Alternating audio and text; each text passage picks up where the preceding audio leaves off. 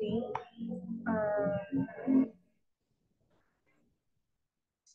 That's so good day to everyone. So I am Crystal Jen Emma Tibay, and welcome to my presentation about the Denise Williams, or about Denise Williams.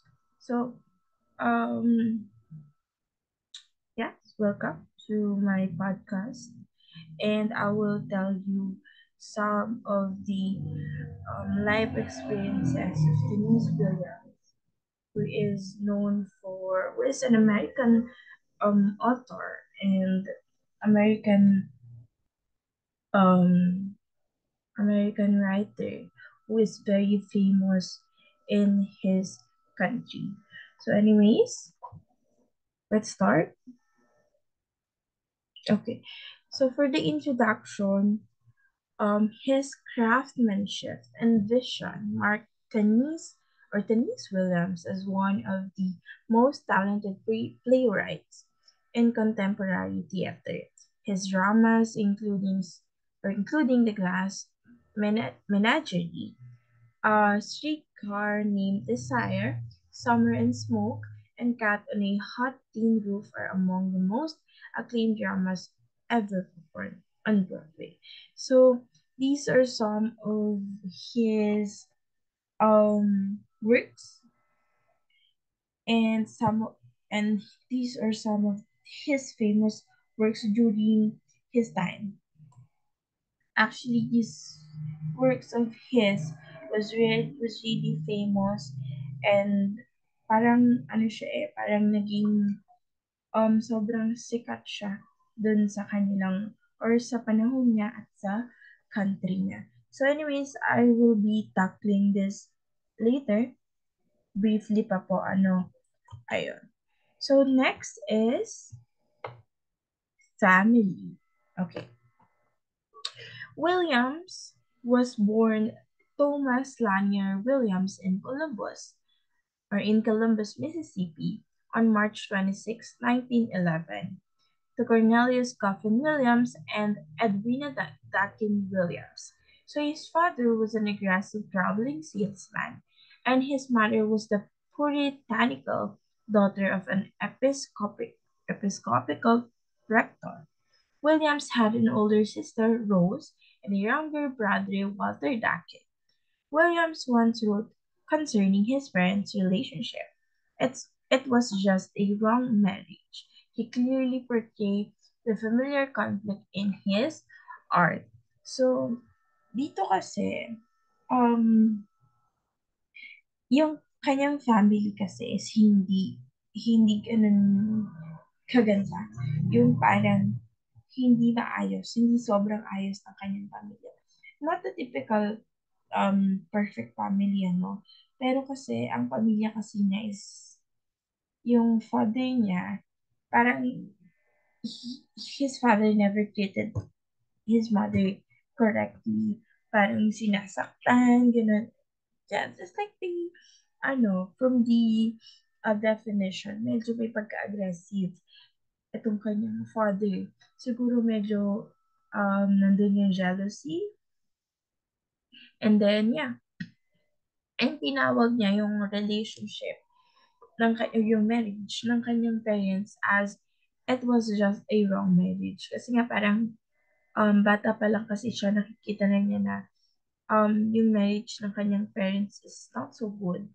So that's why his life experiences made him realize na pwede niyang gawing um, topic itong kanyang mga pinagdaanan para makagawa siya ng very beautiful and quality works. Okay. So to continue, okay. Okay. Ayun, nag-lag ako, sorry. Okay. Ay, oh my God.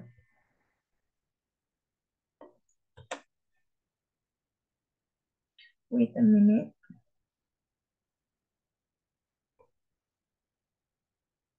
Oh my God. Ayan. Sa, hmm. What happened?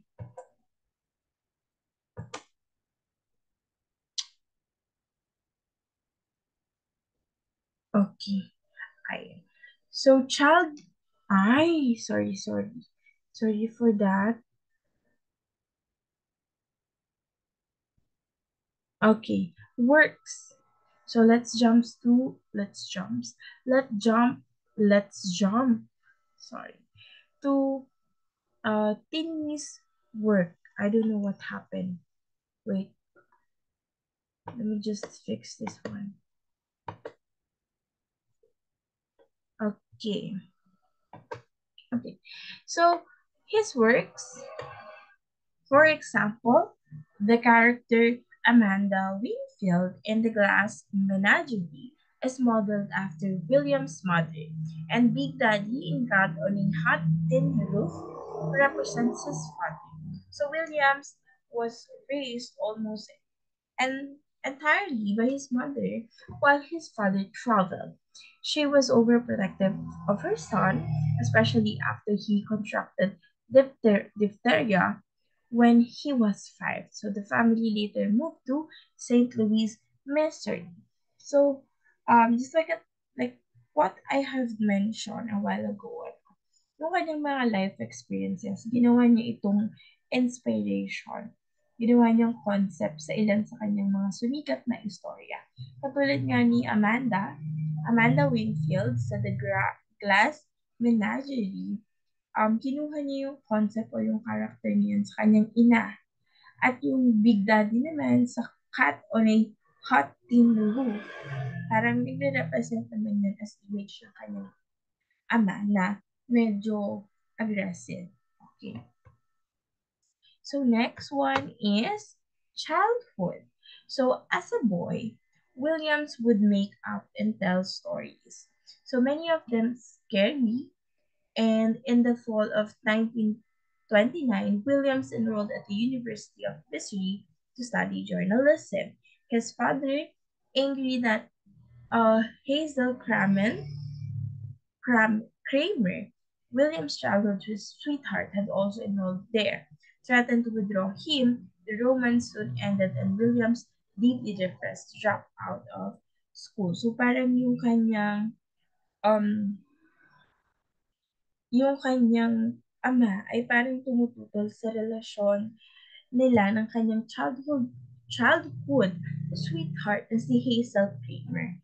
So parang kasi nag-enroll kasi parang gusto niya kasi i-pursue yung kanyang talento sa pagsusulat. Kaya naman nag-enroll siya sa isang university.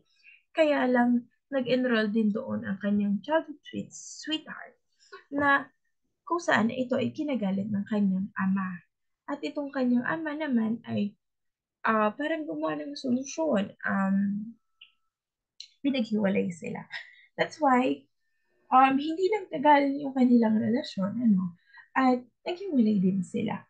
Hindi, at yung bagay na yun, at yung paghihiwalay nilang iyon, ang nagresulta para itong si William ay ma-depress. At ayun, nag-drop out sa school. So, to continue, coping mechanism. So, dahil na na-depress siya ay nag-drop out sa school, so sobrang depressed. Ito lang naman yung kanyang mga coping mechanism kung paano niya nakayanan yung depression. So, he decided at his father's request to take a job as a clerk in a shoe company. He once recalled this time in his life as living death. To vent his frustrations with his unfulfilling work, Williams threatened or retreat to his room after work to write. He survived his depression for a while through his poetry, plays, and stories, but the strain soon resulted in a nervous back breakdown. So yun nga, masyado kasing controlling yung kanyang ama. Kaya naman lahat ng gusto ng kanyang ama ay dapat sinusunod niya, parang ganon.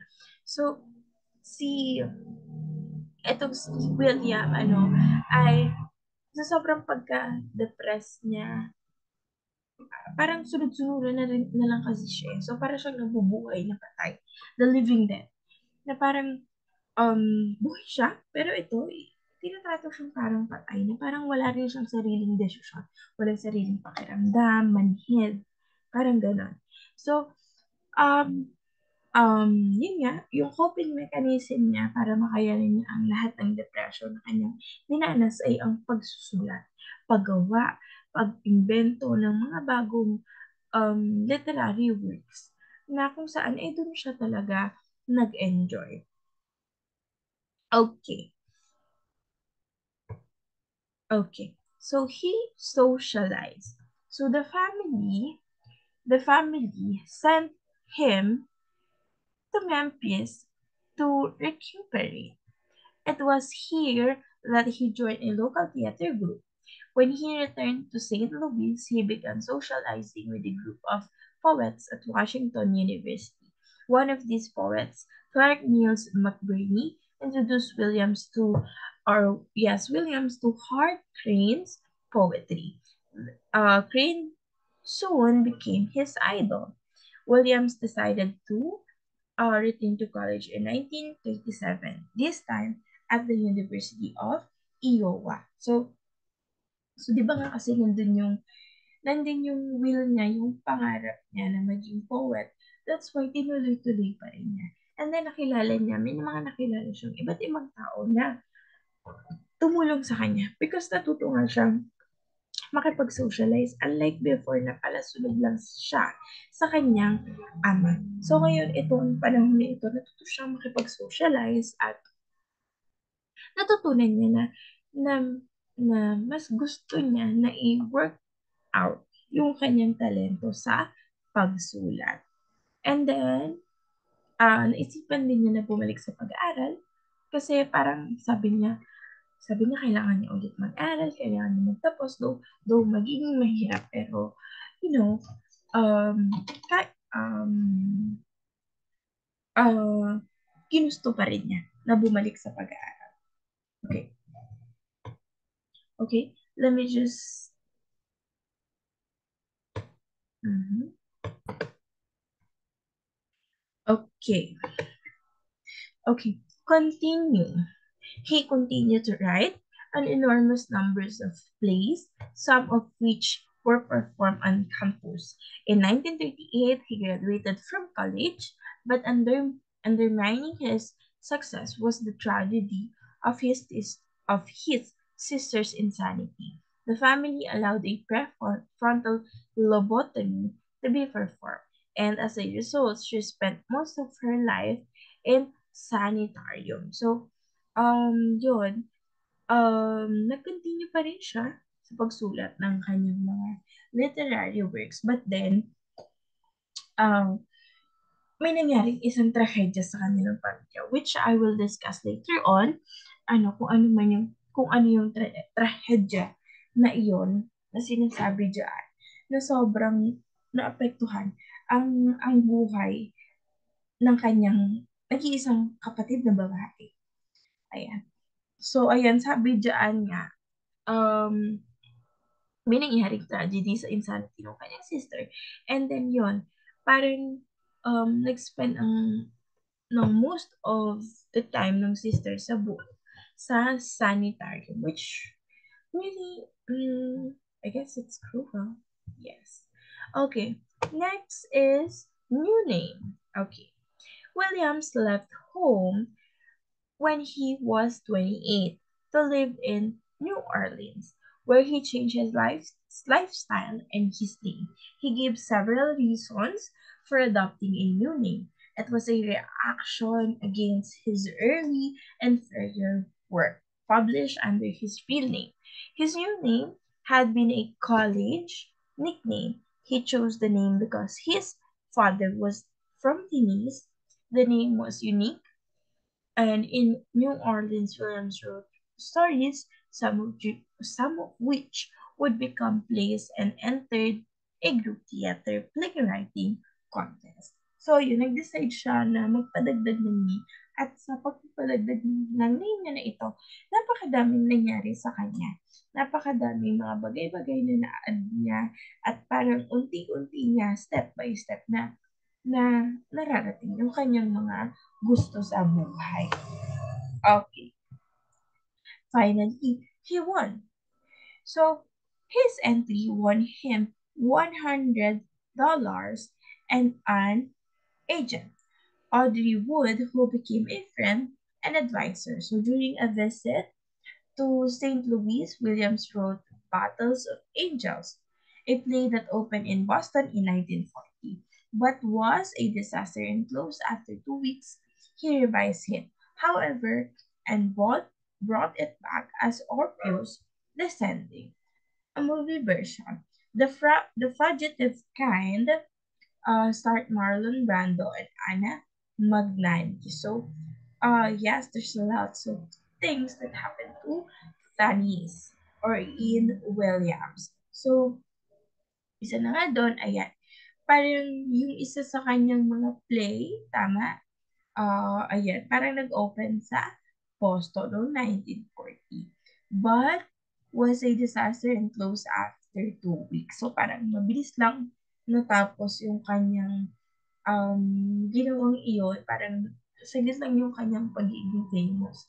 He revised it out, however, and brought it back as Orpheus Descending. Ayun. So, a movie version, The Fugitive Kind, starred Marlon Brando and Anna Magdalene. So, you can watch it sa Google or sa YouTube, sorry. So, succeeding.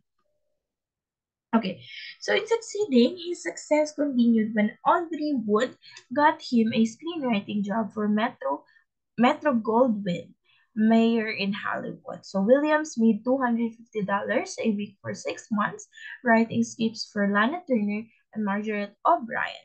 Williams also began working on an original screenplay, but it was rejected. Disappointed, he continued to work on it, turning it into a play called The Gentleman Caller, which evolved into the Glass Menagerie. It opened on Broadway on March 31, 1946, revolutionizing American theater and changing Williams' life forever. So, um, parang ito kasi si Audrey Wood, parang nakatulong sa kanya ng marami. Parang ito yung tumulong sa kanya na mas ma-develop pa yung kanyang kakayahan at mas makilala pa siya, mas makapag-introduce pa siya sa mas maraming tao. Kaya lang hindi naman ganun kabilis ang success para sa para sa lahat ng tao. So parang na-reject din siya, nakaranas din siya ng rejection. But then, may pangarap siya, kaya he still continues his dream. Okay. Second, so in 1947, his second masterpiece, A Streetcar Named Desire, opened, becoming even more successful than The Glass Menagerie.